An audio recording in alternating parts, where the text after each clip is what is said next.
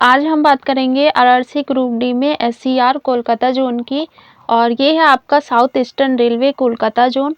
और इसका जो एग्ज़ाम हुआ था ये हुआ था आपका फ़ेज़ 2 में। और इसका 2018 की बात करें तो 2018 में जो इसकी वैकेंसी आई थी तब इसका नाम हुआ था रांची। और 2019 में जो इसकी वैकेंसी आई तो इसका जो नाम दिया गया वैकेंसी का तो ये हुआ आपका south eastern railway Kolkata zone. और इसमें हम बात करेंगे कि आपका जो प्रीवियस ईयर का कट ऑफ है ये कितना था और इस बार जो आपका 2019 के जो वैकेंसी आई और जिसका एग्ज़ाम आपका फ़ेज़ 2 में हुआ और 2022 में, तो उसका जो फाइनल है इसमें कितनी वैकेंसी थी और इसमें रो मार्क्स कितना बनना है पर स्टूडेंट का, और उसके हिसाब से हम इसका फाइनल जो देखेंगे फॉरपैट के लिए कितना रो मार्क्स जा सकता है, अटेंडेंस कितनी थी, और भी हम देखेंगे कि इसमें जो नॉर्मलाइजेशन है तो इसमें प्रीवियस ईयर का नॉर्मलाइजेशन कितना था और इस बार का जो नॉर्मलाइजेशन होगा तो ये कितना होगा। तो आप वीडियो में बने रहें और बिल्कुल भी स्किप मत करिएगा क्योंकि बहुत ही इम्पॉर्टेंट चीज़ इसमें हम आपको बताएंगे। तो पहले हम बात करते हैं इसकी वैकेंसी की। तो ईस्टर्न रेलवे कोलकाता जोन, तो इसमें जो जनरल की वैकेंसी ये है आपकी 1933। और इसमें जो एससी की बात करें तो एससी में जो आपकी वैकेंसी ये है 738। एसटी की बात करें तो एसटी में आपकी वैकेंसी है 361। और ओबीसी की बात करें तो ओबीसी में आपकी वैकेंसी है 1305। और ईडब्ल्यूएस की बात करें तो ईडब्ल्यूएस में आपकी वैकेंसी है 482। और टोटल की बात करें तो टोटल में आपकी वैकेंसी है 4914। तो इतनी आपकी टोटल वैकेंसी है south eastern railway Kolkata zone. और फ़ेज़ की बात करें तो इसमें जो आपका एग्ज़ाम हुआ था तो ये हुआ था आपका फ़ेज़ 2 में। और फ़ेज़ 2 की जो एग्ज़ाम डेट थी ये थी आपकी 26 अगस्त से आपका हुआ था 8 सितंबर तक। टोटल वैकेंसी की बात करें तो आपके जो टोटल वैकेंसी आई एससीआर कोलकाता जोन में तो ये है आपकी 4914। उसके बाद जो इसका टोटल फॉर्म था यानी कि अप्लाई फॉर्म, तो उसकी जो डिटेल थी ये थी आपकी 4,94,277। तो इस हिसाब से जो आपका परसेंट कंपटीशन बना ये बना आपका 100 सीट पर, यानी कि जो आपकी फ़ाइट होगी वो होगी 100 कैंडिडेट के साथ। यानी कि जब इसका अप्लाई फॉर्म आया और इसकी जो वैकेंसी आई उस हिसाब से इसका परसेंट कंपटीशन 100 बना। लेकिन जो एग्ज़ाम हुआ उसके बाद जो अटेंडेंस आई तो ये हो गई आपकी 55%। क्योंकि जैसे फ़ेज़ 1 का एग्ज़ाम हुआ तो आपने जो स्टूडेंट थे उनका एनालाइज़ देखा, एग्ज़ाम देखा, एग्ज़ाम का लेवल जो था वो आपके समझ में आया कि एग्ज़ाम का लेवल कैसा है और उसके बाद उसमें जो क्वेश्चन है वो कैसे आए। तो उसके बाद जो फ़ेज़ सेकंड हुआ आपका तो उसमें कैंडिडेट ने ये सोचा कि एग्ज़ाम ईज़ी आ रहा है, मैं एग्ज़ाम देने जा रहा हूँ, तो इसलिए आपका जो सेकंड फ़ेज़ हुआ था उसमें इसी वजह से जो आपकी अटेंडेंस थी ये 55 के लगभग पहुँची। तो इस हिसाब से अटेंडेंस जो आपकी 55% थी तो ये आपकी टोटल हो गई 2,71,852। तो इस हिसाब से कैंडिडेट जो थे लगभग 4 लाख कैंडिडेट ने फॉर्म को अप्लाई किया, लेकिन जो एग्ज़ाम देने गए वो ओनली 2 लाख स्टूडेंट ही इसको अटेम्प्ट किया एग्ज़ाम को। तो इसलिए आपका जो परसेंट कंपटीशन है वो 100 से नीचे आके आपका हो गया 18। यानी कि एक कैंडिडेट पे आपका जो कह सकते हैं जो आपकी लड़ाई होगी, जो आपका फाइनली जो कह सकते हैं उसका बाद फाइनली जो आपका हो जाएगा वो हो जाएगा 18 सीट पे। यानी कि आपका जो फाइट है वो 18 कैंडिडेट के साथ हो गई, जो 100 थी और नीचे आके आपकी 18 हो गई। देखिए अब हम बात करेंगे जो आपकी एससीआर कोलकाता जोन है तो इसका एग्ज़ाम हुआ आपका सेकंड फ़ेज़ में, राइट। उसके बाद आपका ये जो एग्ज़ाम डेट थी सेकंड फ़ेज़ से ये हुआ था आपका 26 अगस्त से 8 सितंबर तक। तो इसमें जो एग्ज़ाम का लेवल आया तो उसमें आप कितना क्वेश्चन अटेम्प्ट करें इसका हम एक आइडिया लगा के चलेंगे। तो इसका एग्ज़ाम लेवल जो था ये था आपका डिफ़िकल्ट। तो एग्ज़ाम लेवल आपका डिफ़िकल्ट इसलिए भी था क्योंकि उसमें जो आपने एग्ज़ाम को देखा, फेज़ 1 को देखा तो आपको लगा एग्ज़ाम का लेवल जो है वो ईज़ी आ रहा है। लेकिन जैसे-जैसे आपका एग्ज़ाम होता गया वैसे-वैसे जो एग्ज़ाम का लेवल था वो काफ़ी हाई होता गया। पहले ईज़ी था लेकिन बाद में आपको लगा एग्ज़ाम का लेवल ईज़ी है, हम जा रहे हैं एग्ज़ाम दे रहे, तो उसके बाद जो आपका एग्ज़ाम का लेवल था वो काफ़ी हाई हो गया, तो इसलिए अटेंडेंस पे आपके 55% हो गई। उसके बाद जो रो मार्क्स था ये काफ़ी कम हो गया, क्योंकि वहाँ पे जो कैंडिडेट थे उनको एग्ज़ाम नहीं में जो क्वेश्चन आए थे वो उनको समझ में नहीं आ रहे थे। तो इसलिए हमने एक ये बनाया कि मतलब इतने में से इतने तो आपने एग्ज़ाम को जो क्वेश्चन आए थे उसको अटेंड किया। तो इससे बात करें हम अगर मैथ की, तो मैथ में आपके आए थे 25 क्वेश्चन। तो अगर आपने इसमें 18 भी अटेम्प्ट किया है, 18 क्वेश्चन को आपने मान लीजिए अटेम्प्ट किया। रीज़निंग की बात करें तो रीज़निंग में आपके आए थे 30 क्वेश्चन। 30 में अगर आपने 20 क्वेश्चन भी अटेम्प्ट किया, जो मैं उन स्टूडेंट की बात कर रही जो पढ़ने में काफ़ी अच्छे होते हैं और जो एग्ज़ाम की तैयारी बहुत अच्छे से करते हैं, उनके लिए इतने मार्क्स अटेम्प्ट करना कोई ज़्यादा बड़ी बात नहीं है। और साइंस की बात करें तो साइंस में आपके क्वेश्चन आए 25, आपने अटेम्प्ट किया, मान लीजिए आपने 15 क्वेश्चन आपने अटेंड कर लिया। उसके बाद जीके और करंट अफेयर की बात करें तो आपके 20 क्वेश्चन आए, 20 में अगर आपने 10 भी क्वेश्चन अटेम्प्ट किए, ये हम आपको एक लेवल बता रहे हैं कि एग्ज़ाम का लेवल इस हिसाब से आया। और अगर आपने इतने क्वेश्चन अटेम्प्ट किए तो आपका रो मार्क्स जो है, कह सकते हैं आंसर की जो आपकी आई, अगर आपने बिल्कुल राइट अटेम्प्ट किया और इतना बन रहा है तो आंसर की के बाद आपका इतना फाइनली रो मार्क्स बन जाएगा। तो टोटल स्कोर की बात करें तो देखिए मैथ का हो गया आपका 18, उसके बाद रीजनिंग में आपने अटेम्प्ट किया मान लीजिए 20, उसके बाद आपका साइंस में हो गया 18, 20 और 15, उसके बाद आपका जीके और जो आपका करंट अफेयर में था ये आपने अटेम्प्ट किया 10 क्वेश्चन। उसके बाद आपका जो टोटल है, टोटल आपका स्कोर बन गया 60 क्वेश्चन आपने अटेम्प्ट किया क्वेश्चन, उसमें आपका टोटल स्कोर बन गया 16। ये पर कैंडिडेट की बात कर रहे हैं जो काफ़ी अच्छे होते हैं, पढ़ने में भी अच्छे होते हैं। और आप 25 में 18 और 30 में 20, 25 में 15 और 20 में 10, ये आपके लिए कोई ज़्यादा नहीं है, क्योंकि अगर आप पढ़े हैं, किसी स्टेट का आप एग्ज़ाम दे रहे हैं, किसी जॉब के लिए आप अप्लाई कर रहे हैं, तो इतना क्वेश्चन आप अटेम्प्ट करना कोई बड़ी बात नहीं है। तो आप मान के चलते हैं कि इसमें जो 60 है ये आपको पूरे आपका एक स्कोर बन के हो गया। इसी में हम बात करें तो देखिए एक हमने ये बात करी कि जो पढ़ने में स्टूडेंट अच्छे थे, जो कैंडिडेट गए थे, उन्होंने तैयारी की थी और एग्ज़ाम को दिया, तो अप्रोक्स इतना हम मान के चलते हैं कि उनका स्कोर इतना बन रहा, तो इतने में तो उनका जो कह सकते हैं फाइनल सिलेक्शन तो उनका पक्का है। इस जोन की बात कर रहे हैं। तो अगर देखिए जो और अदर कैंडिडेट हैं और उन्होंने एग्ज़ाम को दिया और उनकी तैयारी बिल्कुल नहीं थी, उनका मेन पॉइंट था अपना एग्ज़ाम को देना और ये देखना कि आखिर वो एग्ज़ाम होता कैसे है, और हम वहाँ बैठ के ये देखना चाहते हैं कि एग्ज़ाम का लेवल आखिर आता कैसे है। तो उन्होंने 25 में से लगभग 18 या कह सकते हैं 10 क्वेश्चन ही अटेम्प्ट किया होगा, और उसके बाद रीजनिंग में आपके 30 हैं तो उन्होंने अटेम्प्ट किया होगा 10 क्वेश्चन। 25 में उनको ज़्यादातर अगर अच्छे स्टूडेंट हैं तो 15, और थोड़े उनके नीचे वाले जो स्टूडेंट हैं उन्होंने भी 10 ही अटेंड किया होगा। और जीके और जीएस की बात करें तो 20 में अगर अच्छे स्टूडेंट ने 10 किया है तो उनके नीचे वालों ने तो 5 ही किया होगा। तो इस हिसाब से हम मान के चलते हैं कि उनका जो टोटल बन गया, ये बन गया आपका 35 आपका स्कोर बनना है। उसके बाद आप परेशान हो कि मेरा इतना स्कोर कम कैसे हो गया। फिर उसके बाद उनका जो आंसर की में उनका जो स्कोर था वो और माइनस मार्किंग में उनका कम हो गया। तो इस कह सकते हैं कि मान लीजिए आपका 35 बनना है, निगेटिव माइनस मार्किंग होने के बाद, सब कुछ होने के बाद फाइनली आपका 35 बनना है। तो इतने में सिलेक्शन कैसे हो जाएगा? तो फाइनली जो हम बात करें तो आपका जो फाइनली सिलेक्शन है, अगर आपका 60 भी आ रहा है तो आपको बिल्कुल पीएटी की तैयारी आप इसमें स्टार्ट कर सकते हैं।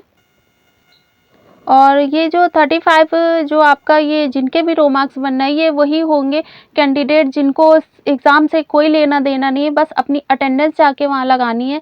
और उसके बाद उनका ये है कि मैं फिर से एग्ज़ाम किसी और स्टेट में दूंगा और मेरा वहाँ शायद सिलेक्शन हो जाए, क्योंकि जो अच्छे वाले स्टूडेंट थे उन्होंने सिर्फ़ अपना एग्ज़ाम दिया, उसको अटेंड किया और उसके बाद वो वहाँ से आ गए और उनको नहीं याद रहा कि क्वेश्चन कैसा था, क्वेश्चन कैसा आया था।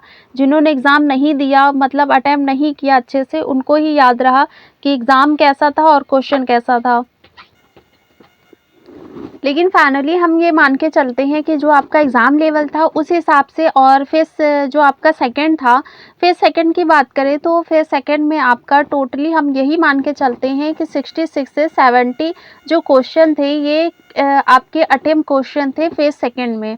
तो अगर आपका जो आपका ये एग्ज़ाम का लेवल है मैथ का, रीजनिंग का और जो साइंस और जीके और हम करंट अफेयर की बात करें तो इसमें अगर आपको लगता है कि आपने इतना जो क्वेश्चन को अटेम्प्ट किया है, अगर इतना भी आपने अप्रॉक्स अटेम्प्ट किया है तो आपका फाइनल जो सिलेक्शन है वो बिल्कुल हो जाएगा, क्योंकि परसेंट कंपटीशन आपका काफ़ी लो हो गया, 100 से आपके नीचे 18 हो गया और 18 आपका बिल्कुल ज़्यादा नहीं है। किसी भी आप जो गवर्नमेंट जॉब ले रहे हो आपको 18 जो कह सकते हैं सीट में आपको फाइट करनी है।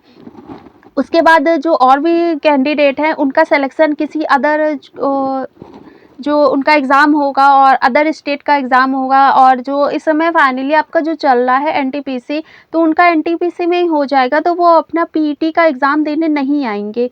और फिजिकल की तैयारी तो वो बिल्कुल ही छोड़ के बैठे हैं, क्योंकि उनको पता है कि मेरा जो सिलेक्शन है वो अदर एग्ज़ाम में जो है वहाँ पे हो जाएगा। तो आपका अगर पेट की बात करें तो आपका जो पेट का आपको पीईटी के लिए बुलाया जाएगा, तो आपकी जो वैकेंसी है उसमें 3 गुना आपको बुलाया जाएगा, तो आपकी वैकेंसी है 4914। तो इसमें आपको 3 गुना जो कैंडिडेट हैं उनको बुलाया जाएगा, तो आपका टोटल हो जाएगा 14,742। इसमें भी अगर 11,000 कैंडिडेट पहुंच जाए तो भी बहुत बड़ी बात है, क्योंकि इतना कंपटीशन है उसके बाद भी आपकी अटेंडेंस काफ़ी कम गई। उसके बाद परसेंट कंपटीशन भी कम हो गया और जो कैंडिडेट है उनका सिलेक्शन अदर जॉब में हो गया। तो इस हिसाब से आपका जो परसेंट कंपटीशन है वो काफ़ी लो हो जाएगा। अब कह के मान लीजिए हम लेके चल सकते हैं कि इसमें जो परसेंट कंपटीशन है आपका 10 ही रह जाएगा और किसी गवर्नमेंट जॉब को लेने के लिए आपको 10 से फाइट करने के लिए बहुत बिल्कुल ज़्यादा नहीं है। तो इसलिए बिल्कुल आप अपनी पीटी की तैयारी स्टार्ट कर दीजिए, क्योंकि इससे भी कम होने वाला है। और जो और भी कैंडिडेट होंगे, जो विनोद टाइप के कैंडिडेट होंगे, वो तो एग्ज़ाम जो कह सकते हैं अटेंड तो करने गए थे, लेकिन वो पीईटी का देने बिल्कुल नहीं जाएँगे, क्योंकि उनको पता हम विनोद हैं, हम तो एग्ज़ाम देने गए थे, लेकिन हम जो पीईटी की तैयारी है वहाँ तो हम बिल्कुल नहीं जा सकते, क्योंकि हमसे तो ये होएगा ही नहीं। प्रीवियस ईयर 2018 की बात करें तो आपका जो प्रीवियस ईयर 2018 में इसका नाम जो आया था आपका रांची जोन। तो रांची जोन की बात करें तो इसमें टोटल वैकेंसी आपकी आई थी 2367। इस बार की वैकेंसी से आपकी दो कह सकते हैं पूरी आधी वैकेंसी हो गई है। टोटल फॉर्म की बात करें तो आपका जो टोटल अप्लाई फॉर्म था ये था आपका 14 लाख। परसेंट कंपटीशन की बात करें तो इसमें जो परसेंट कंपटीशन है ये आपका था 590 और अटेंडेंस की बात करें तो आपका गया था 70%। और एग्ज़ाम लेवल की बात करें तो एग्ज़ाम लेवल आपका जो था ये आपका मीडियम ही था और उस बार जो पेपर था आपका मीडियम था और अटेंडेंस भी काफ़ी ज़्यादा थी। परसेंट कंपटीशन भी आपका काफ़ी ज़्यादा था, लेकिन उसके बावजूद जो आपका नॉर्मलाइजेशन हुआ था उसमें 35 से प्लस कह सकते हैं 40 नंबर तक पर कैंडिडेट को इसमें दिए गए थे। एग्ज़ाम का लेवल भी मीडियम था, परसेंट कंपटीशन भी ज़्यादा था, अटेंडेंस भी काफ़ी ज़्यादा थी, वैकेंसी कम थी लेकिन अप्लाई फॉर्म ज़्यादा थे। लेकिन इसके बाद भी अब जो कह सकते हैं नॉर्मलाइजेशन हुआ था तो इसमें 35 से 40 नंबर तक पर इस कैंडिडेट को इसमें दिए गए थे। और इसकी जो वैकेंसी है, वैकेंसी के हिसाब से आपकी इसमें जो कैंडिडेट है उनका काफ़ी सिलेक्शन हुआ था 2018 में, क्योंकि उस समय जो वैकेंसी आई तो स्टूडेंट ने अपनी तैयारी बिल्कुल स्टार्ट कर दी थी और उनको लग रहा था एग्ज़ाम हो जाएगा और 2018 की वैकेंसी आई और 2018 में उनका सिलेक्शन भी हो गया, क्योंकि उसी टाइम एग्ज़ाम भी हो गया तो उन्होंने अपनी तैयारी अच्छे से करी, उसके बाद उनका सिलेक्शन भी हो गया। लेकिन 2019 की वैकेंसी है और 2022 में आपकी अभी एग्ज़ाम हुआ और रिज़ल्ट की डेट भी अभी बिल्कुल नहीं आ रही है, तो उस हिसाब से जो कैंडिडेट थे उन्होंने अपना एग्ज़ाम को छोड़ दिया कि मैं क्यों तैयारी करूँ, एग्ज़ाम पता नहीं कब होगा, कितने दिन और डिले होगा। तो इस हिसाब से हम इसकी कट ऑफ की बात कर रहे हैं। तो इसमें आपका आरआरसी ग्रुप डी में रांची जोन में, तो इसमें हम जनरल कैटेगरी में, तो जनरल कैटेगरी में इसकी जो कट ऑफ गई थी ये आपका विदाउट नॉर्मलाइजेशन नहीं है, ये नॉर्मलाइजेशन के साथ है। तो इसमें आपकी जो जनरल की आपकी कट ऑफ गई थी, ये गई थी आपकी 76.30। ओबीसी की बात करें तो ओबीसी का आपका गया था 71.44, और एससी की बात करें तो एससी का आपका गया था 62.41। एसटी की बात करें तो आपका गया था 58.68। और एक्स सर्विसमैन और सीसीए में लगभग आपका सभी जोन में सेम आपका कट ऑफ गया था, इसमें कोई चेंजेस नहीं हुए थे। इसमें देखिए फिर इसके बाद हमने ये जानने की कोशिश की जो कैंडिडेट है उनका आखिर फाइनली रो मार्क्स कितना बनना है। तो उसके हिसाब से सबसे अच्छा हमें लगा कि इसमें हम एग्जिट पोल लगाए, तो एग्जिट पोल से हमें ये पता चले जो कैंडिडेट है उनका रो मार्क्स कितना बनना है।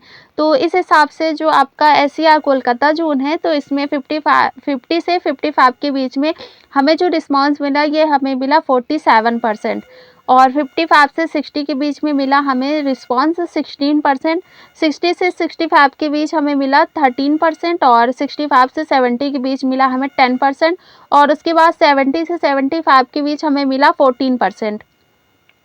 इस हिसाब से हमें जो कह सकते हैं रो मार्क्स हमें एक तरह से पता चले कि आखिर कैंडिडेट है उनके सबसे ज़्यादा रो मार्क्स कितना बनना है। तो इस हिसाब से सबसे ज़्यादा रो मार्क्स आपका बनना है 50 से 55, और इसका जो परसेंटेज है ये आपका है 47%।